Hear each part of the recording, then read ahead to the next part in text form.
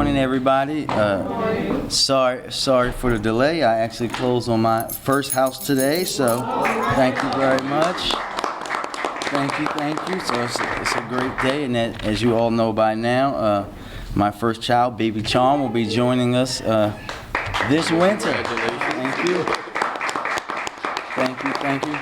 I want to thank our Comptroller Bill Henry for being here, and all of you for joining us on this very, very important day. We all know just how important the growth and development of our small, minority, and women-owned businesses are to me, but more importantly to the city of Baltimore. Within our community, small, minority, and women-owned businesses have the ability to create a more vibrant, diverse local business landscape in which we all participate and benefit from.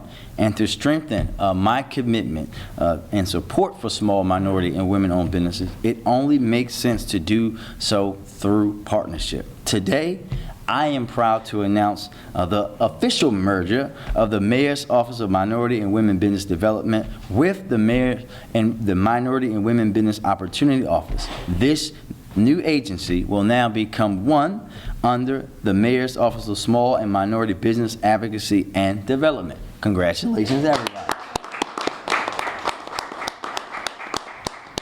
Combining these agencies and giving additional resources gives us the ability to create a more streamlined and comprehensive approach to addressing the needs of our business community, fostering growth, and ensuring a thriving business environment.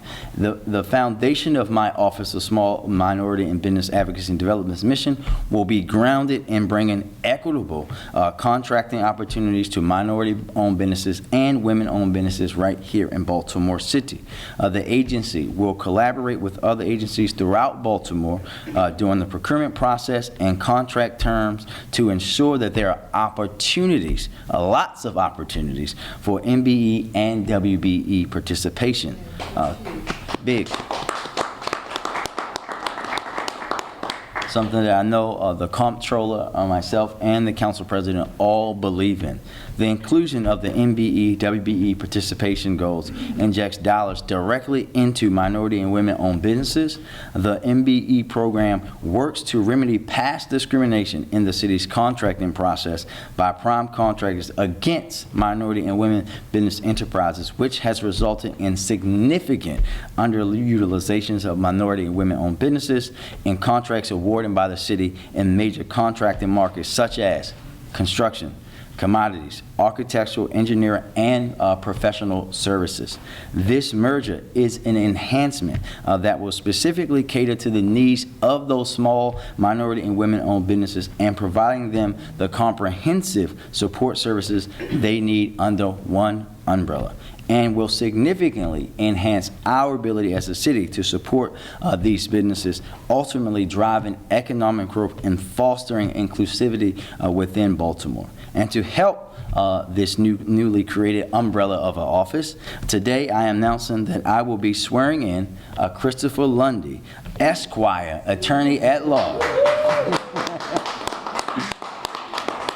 as director, and he will lead this diverse business community in paving the way for a more equitable and prosperous future for all. Since 2021, you know, Chief Lundy, as we call him now, has served as the chief of the Minority and Women Business Opportunity Office, and he will continue to advocate to protect the interests of minority and women-owned businesses in his new position, and now will have even more resources at his disposal to make sure that we become the best city for women and minority-owned businesses to operate.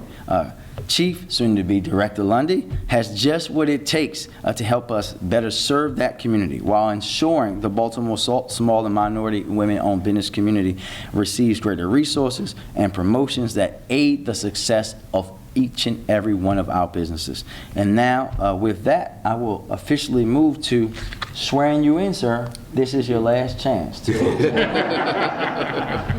Your last chance. All right, I'll put that right there, sir. Don't worry about that. Mr. Comptroller, you got anything you want to say before I raise your right hand? Well, he was willing to also be head of several other departments. This is the one? This is the one? All right, sir. Raise your right hand and repeat after me. When I say aye, and state your name. I I, Christopher R. Lundy, do swear do swear that I will support the Constitution of the United States that I will support the Constitution of the United States and that I will and that I will be faithful and bear true allegiance be faithful and bear true allegiance to the state of Maryland to the state of Maryland and support the Constitution and laws thereof, and support the Constitution and laws thereof, and that I will, and that I will, to the best of my skill and judgment, to the best of my skill and judgment, diligently and faithfully, diligently and faithfully, without partiality or prejudice, without partiality or prejudice, execute the office of execute the office of Director of the Small and Minority Business Advocacy and Development, Director of the Mayor's Office of Small and Minority Business Advocacy and Development, according to the Constitution of Maryland according to the Constitution of and Maryland the laws of Baltimore City. and the laws of Baltimore City. Congratulations. All right, there we go. It makes it easy. There's only one name going in the book.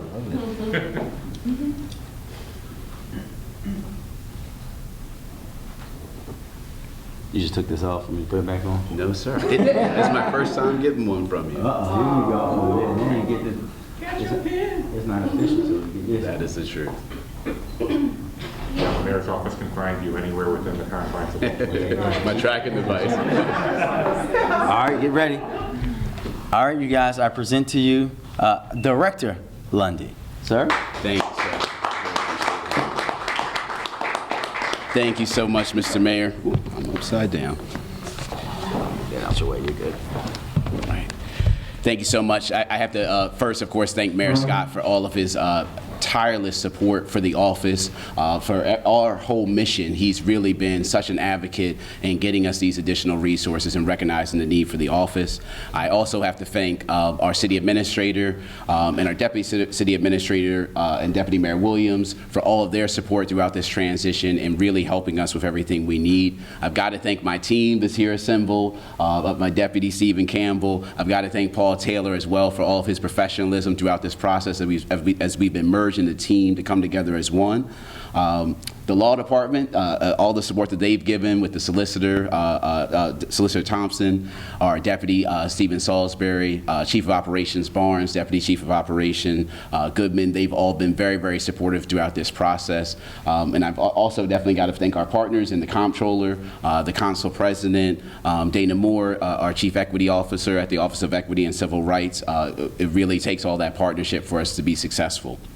Personally, I've got to thank my mom for everything, for her example that she's given me of the need to be a public servant and how to be professional throughout that public servant life. My wife for all of her love and support. But I have to say it's been an absolute pleasure to be a public servant and to be a part of this tremendous city since 2009. I've been fortunate to have my work touch on all aspects of city operations. I'm so grateful for this opportunity to continue to serve the city in this capacity. Public service to benefit my community is what I'm passionate about. This is an exciting day for Baltimoreans. This is a real change in our approach with this historic investment and with the recognition of creating this office, this mayoral agency that is, so that we can move forward and continue to serve the community. Mayor Scott recognizes that economic development and entrepreneurship is a tool that we can use to change individuals' lives, their families, communities, and this city. We're going to bring innovative resources and program revisions to the business community. I'm happy to say we now have 96 webinars that we're offering annually from the Small Business Resource Center to really benefit those businesses, and there will be more to come. My team and I understand that our small businesses and community needs our support and needs those additional resources. Partnership, both internal with the agencies and external with the community and local organizations, is instrumental to how we approach this important work. It's exciting to be able to bring new software like B2G, where we'll be able to do contract compliance citywide and compliance tools to the community. We're committed to ensuring that our operations will be a model of national best practices for how you monitor compliance on our contracts and how you build out a business community that's reflective of the community that we live in. Thank you again to Mayor Scott for all of his support and assistance, and I look forward to continuing to zealously advocate for, support, and develop our small and minority business community in Baltimore. Thank you. Thank you, Chief Lundy, and we know that you will be a wonderful public servant, as you always have been, and that our small and minority-owned business community will be very grateful to have you in the role as the first director of the office. So thank you. Questions? Anybody? And for the question, hold on. For the questions, we'll do one question per media outlet, and there's a question and a follow. We'll start with WJC. Mr. Mayor, could you talk a little bit about the voluntary water restriction, how long that lasts, and what people should do? So, of course, this is still new. We had a fire, as you know, at the pumping station yesterday.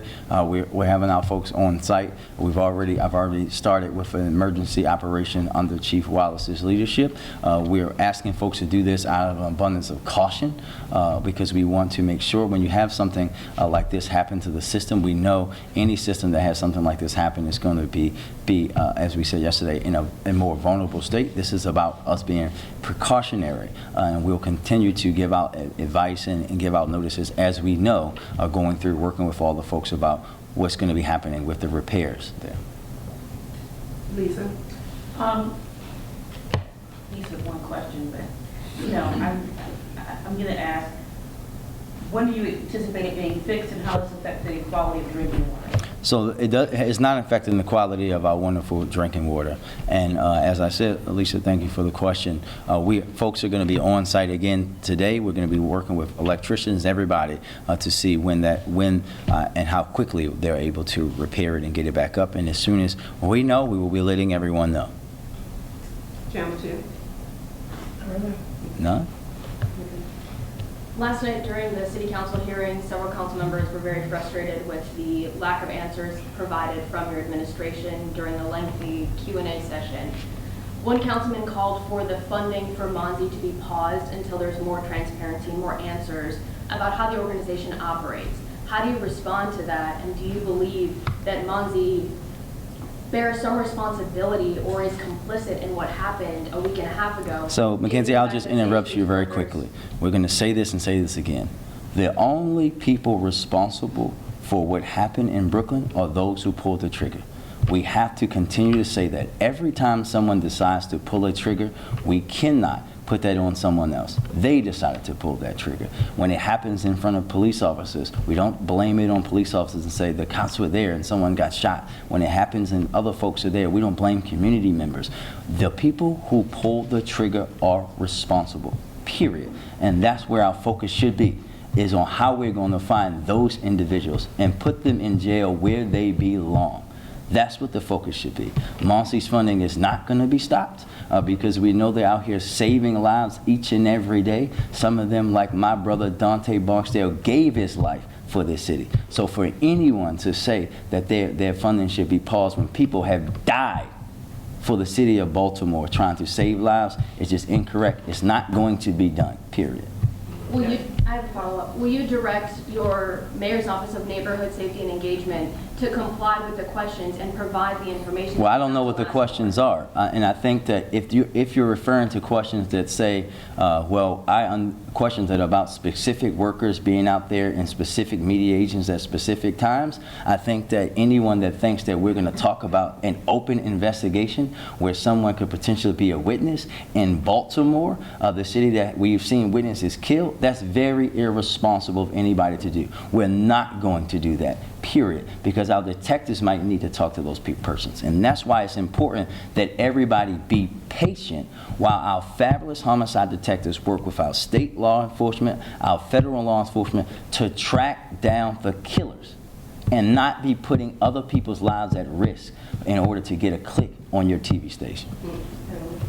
Mayor, you said that the only people that bear responsibility in that incident are the shooters themselves. Are you saying the police department does not bear responsibility? I think, thank you for that, Emily. I think I'll be very clear, as I said from day one. Ultimately, the only people responsible are those who told to pull the trigger, right? No one else controls someone else's emotions and their personal behavior, as much as we would like to be able to do that. Now, what we are doing, and you heard that from Commissioner Worley, and you've heard that from me, we are going to go through and we have an investigation on what happened on the BPD side, who did what when, and what else they could have done differently and should have done differently, and what happens as a result of that, we'll be getting to you guys when that investigation is done. The same thing's going to happen for every other agency involved.